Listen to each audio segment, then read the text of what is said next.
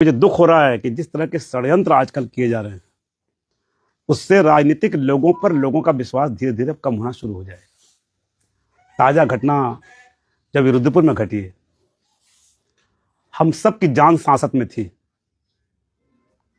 जिस दिन रुद्रपुर नगर निगम के पार्षद और हमारे किच्छा क्षेत्र के माननीय विधायक श्री तिलकराज बेहड़ जी के पुत्र सौरभ बेहड़ पर हमले की घटना सामने आई तो हम सब चिंतित भी हुए, और बाद में जब मैंने देखा कि उसमें पुलिस में जाकर रिपोर्ट करने की बजाय तुरंत उसमें खटीमा से लेकर और जसपुर तक के कांग्रेस के विधायकों और कार्यकर्ताओं और लोगों को बुलाना शुरू किया गया, और जिस तरीके से उसमें राजनीतिक विरोधियों पर, चाहे उनके दल के अंदर के विरोधी हों, चाहे दल के बाहर के हम जैसे भाजपा के कार्यकर्ता हों, चाहे हमारे बैठे हैं पार्षद शर्मा जी हों, चाहे वो हमारे किसान मोर्चे के धीरज सिंह हों, उनका भाषण जो था माननीय विधायक जी का, वो सिर्फ हम लोगों पर इशारा था, इंगित था।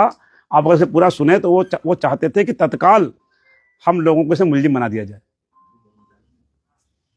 मैं इस बात से बड़ा हैरान हूं कि मेरे यहाँ हमला हो और मैं पुलिस में ना जाऊं, 3 दिन तक मुकदमा ना लिखाऊं, और इस बात के लिए पहले से कहना शुरू कर दूं कि पुलिस जिसे ढूंढेगी मैं उसे नहीं मानूंगा। आका चाहिए मुझे, और आका को मैं खुद निपटाऊंगा, और मैं अपनी पुरानी फॉर्म में आ जाऊंगा। और इस तरह की नाना बातें, और पूरा आक्रोश पूरी कांग्रेस पार्टी प्रदेश की खड़ी हो गई आकर के। और आप लोगों ने देखा कि किस तरीके से सरकार को, अधिकारियों को और अपने राजनीतिक विरोधियों को, चाहे उनके दल के अंदर क्यों या दल के बाहर क्यों, फिर कह रहा हूं, उन्हें निपटाने का एक षड्यंत्र रचा गया। और आप देखें, शर्म आनी चाहिए कांग्रेस पार्टी को भी, और शर्म आनी चाहिए ऐसे नेताओं को भी जो अपने पुत्र को अंगरक्षक दिलाने के लिए, गनर दिलाने के लिए, और राजनीति में, किच्छा में, अपने विधानसभा क्षेत्र में सहानुभूति बटोरने के लिए, और अपने पॉलिटिकल विरोधियों को इस षड्यंत्र में फंसाकर उन्हें अपराधी बनाने के उद्देश्य से जो ये काम किया गया, मैं धन्यवाद करना चाहता हूं उधम सिंह नगर की पुलिस का। हालांकि अभी पुलिस इनके रसूख के आगे कहीं ना कहीं अभी मुझे लगता है कि ठीक से गहराई तक नहीं पहुंची है, कि उन्होंने मुलजिमों को सामने लाई। 3 मुलजिम ऐसे लाए गए जिनका कोई आपराधिक इतिहास नहीं है, और वो ये कहते हैं कि सौरभ बेहड़ ने हमसे कहा था। आप बताएं, जिनके पुत्र अपने पिता के कहे के बिना शादी ब्याह में नहीं जाते, किसी प्रेस से बात नहीं कर सकते, कोई काम नहीं कर सकते, वो लोग बिना पिता के परमिशन के इतना बड़ा काम कर देंगे? इतना बड़ा षड्यंत्र जो रचा गया, ये बिना पिताजी का रच दिया गया। और उसके बाद 3 दिन तक आपने देखा, जो लोग रिपोर्ट नहीं दिखा रहे थे, उन लोगों पर जब पुलिस का दबाव बना कि आप रिपोर्ट तो दीजिए, आप देखेंगे अपराधी, रिपोर्ट लिखाने वाला और षड्यंत्र करने वाला सब एक ही परिवार के लोग हैं। एक बेटा मुकदमा लिखा रहा, एक बेटा हमला करवा रहा, और पिता उस षड्यंत्र का हिस्सा। पूरा ना कोई दलील भी हमारी, अपील भी हमारी, वकील भी हमारा। ये पूरा जो खेल हुआ है, ये खेल केवल और केवल सरकार के बदनाम करने, और हम जैसे लोग जो उनके दुश्मन नहीं हैं, सिर्फ राजनीति में हमारा विरोध है, वो भी इसलिए है कि हम उनके सामने चुनाव लड़ते हैं, उनको कटघरे में खड़ा करने का काम किया गया। मैं आज तक कभी मेरे घर पुलिस नहीं आई। पहली बार ऐसा हुआ है इस केस में, मेरे भतीजों के कॉल डिटेल चेक करने के लिए यहां कहां थे, क्या थे, पुलिस पहुंच गई। ये बैठे मेरे बगल में पार्षद राजेश शर्मा, इनको कटघरे में खड़ा किया, इनके यहां पुलिस पहुंच गई, इन्हें बुलाया गया।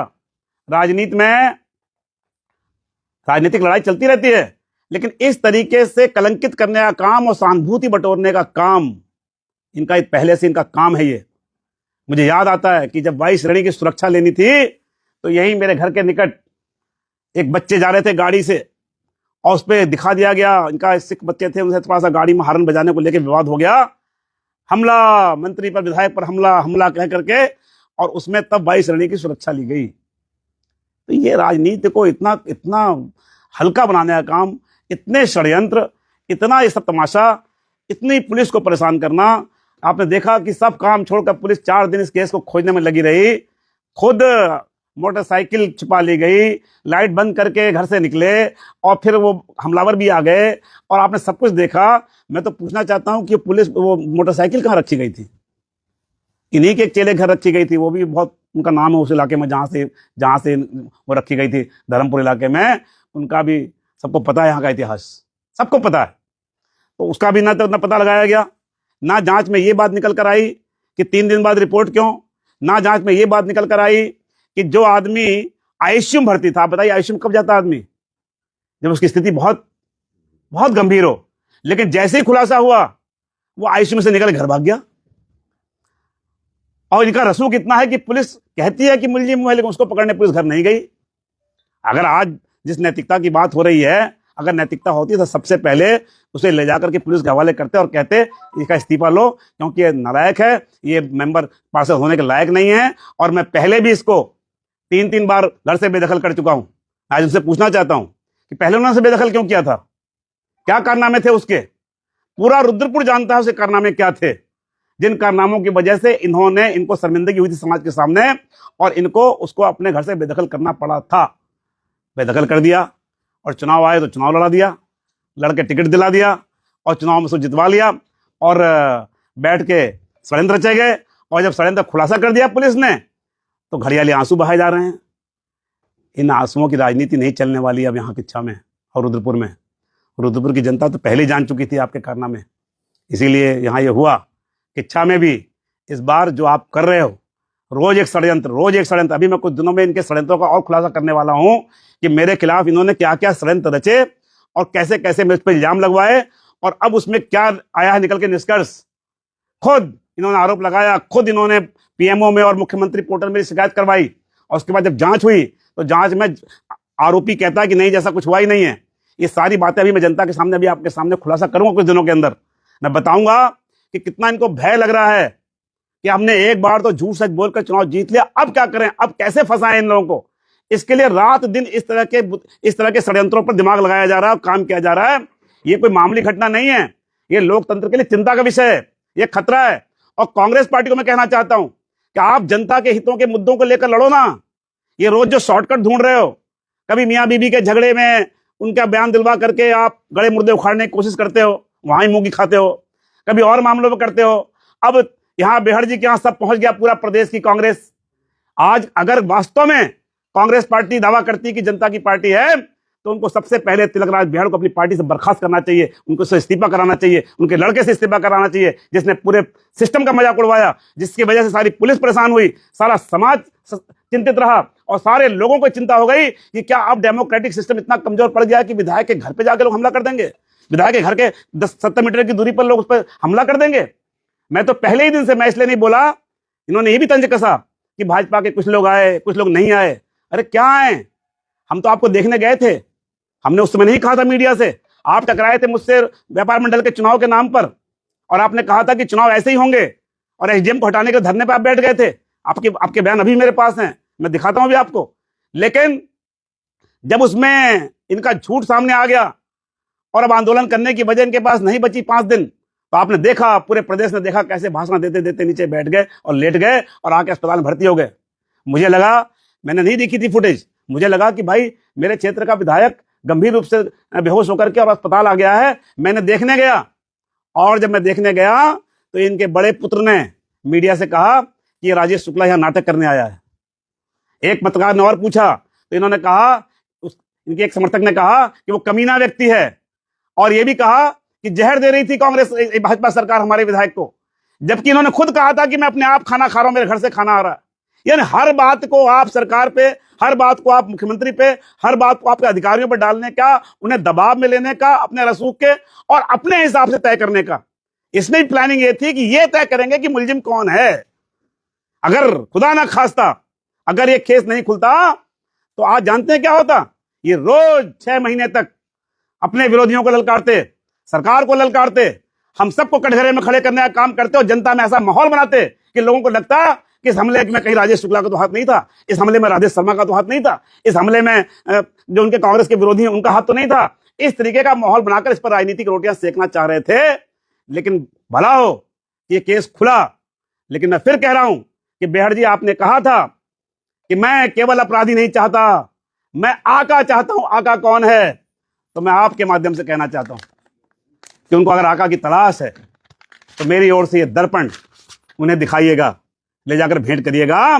जैसे ही इस शीशे को वो देखेंगे, उन्हें इस पूरे षड्यंत्र का आका मिल जाएगा, आका दिखाई दे जाएगा। ये मैं आज आपसे कहना चाहता हूं।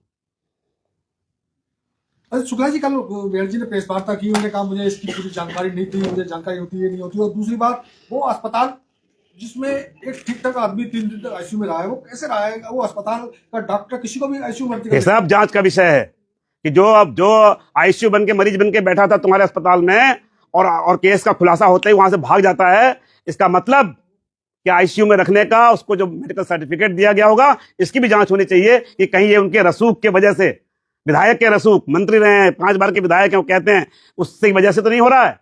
कहीं उनके रसूख के दबाव में ही तो पुलिस ने इस मामले को जिस तरीके से खोलना चाहिए था पूरी तरीके से नहीं खोल पाई। पुलिस चौकी और थाना उनके प्रभाव में आ गया।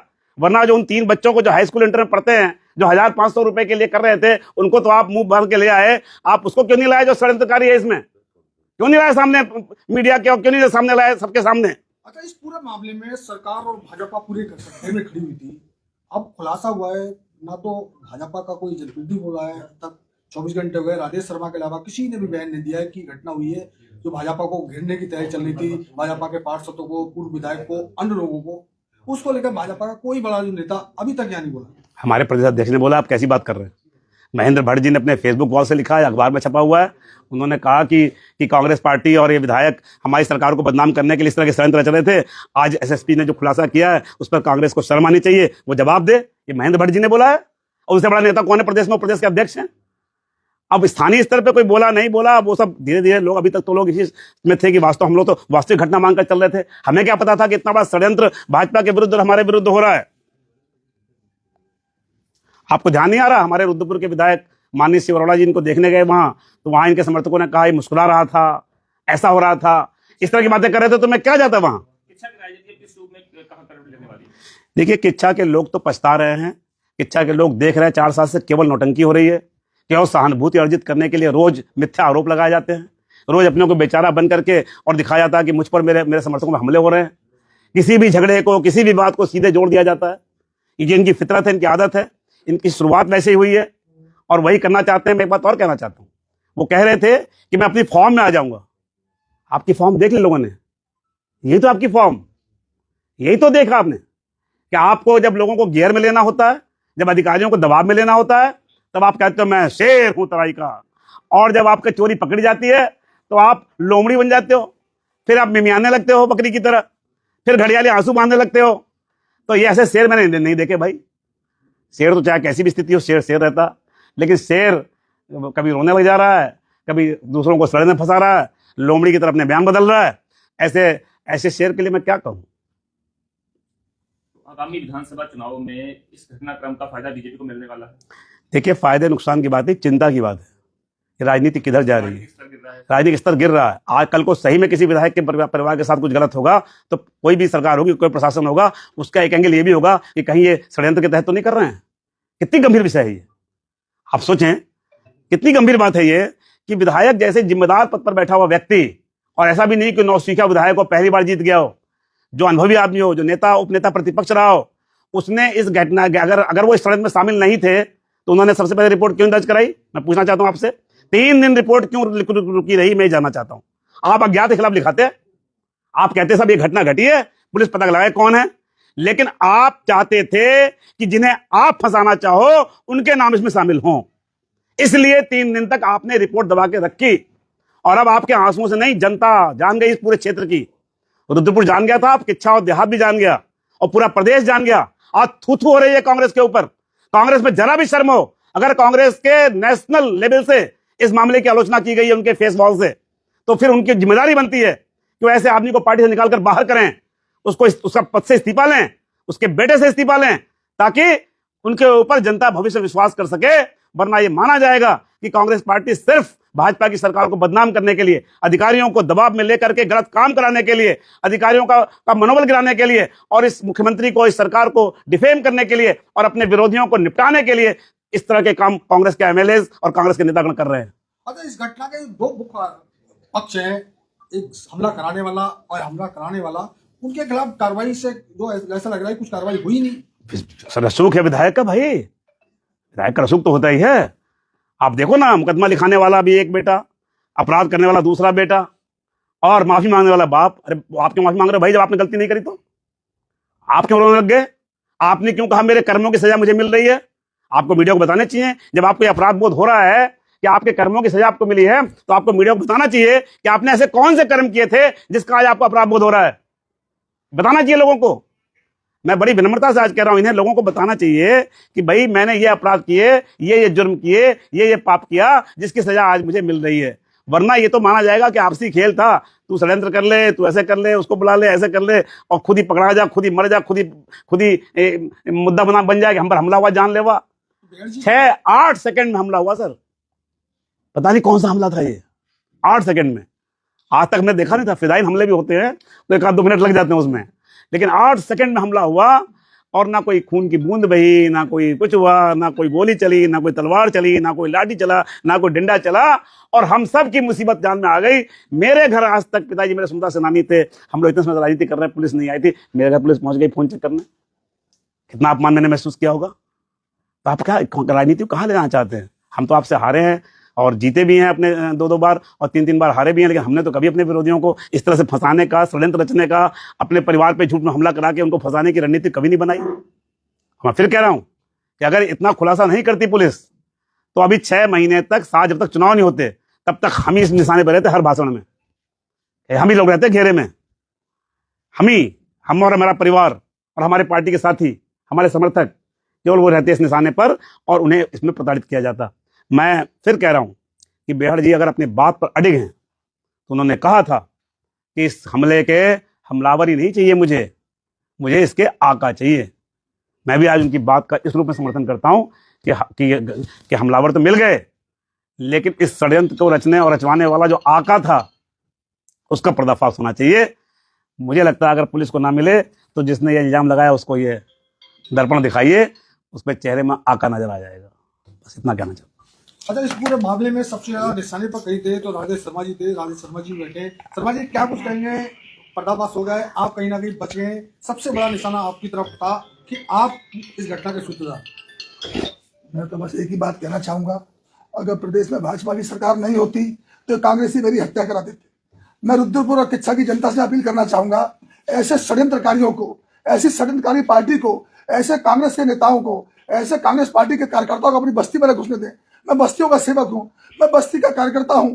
मेरी हत्या करा सकते हैं कांग्रेसी। जब कांग्रेस की सरकार थी तब भी मेरे पर हमले हुए। अभी भाजपा की सरकार में भी इनके पुत्र ने चौकी में घुस के मेरे पर हमला किया था, जिसका मैंने मुकदमा ट्रेंट कैंप थाने में दर्ज कराया और उसके बावजूद उन्होंने मुझ पर झूठा मुकदमा वहां दर्ज करा दिया और घटना के 2 दिन बाद दर्ज कराया। इनका रसूख इतना है, कोई अधिकारी के खिलाफ काम करना नहीं चाहता। अगर भाजपा की सरकार नहीं होती तो मेरी हत्या हो जाती और मुझे इस केस में फंसा देते। मैं तो पुलिस प्रशासन का धन्यवाद दूंगा जिन्होंने हमारी जान बचाने का काम किया। प्रदेश के मुख्यमंत्री को धन्यवाद दूंगा, रुद्रपुर क्षेत्र के बस्तियों की जनता को धन्यवाद दूंगा और अपील करना चाहूंगा कि बस्तियों में गांव में घुसने न दे। इनकी जमानत जब्त करा के कांग्रेस के लोगों का मुंह काला करके गधे में बैठा के घुमाने का काम करें, अन्यथा ये जनता को ऐसे ही झूठे षड्यंत्र से फंसाने का काम करें। पर आपके लोगों ने भी उनके मंच पे पहुंच के कई टिप्पणी की थी और आज अपने फेसबुक वॉल से अपने नाम भी लिख रहे हैं, उनके लिए क्या कहना चाहेंगे? मैं तो ये समझता था कि भारतीय जनता पार्टी है ये हिंदुओं की पार्टी है। कोई कह रहा है हमारा समाज है, कोई कह रहा है ये है, कोई कह रहा है वो है। हम तो इतना जानते हैं भारतीय जनता पार्टी मोदी जी की पार्टी है, देशभक्तों की पार्टी है, हिंदुओं की पार्टी है। इसके साथ मुझे कुछ नहीं कहना।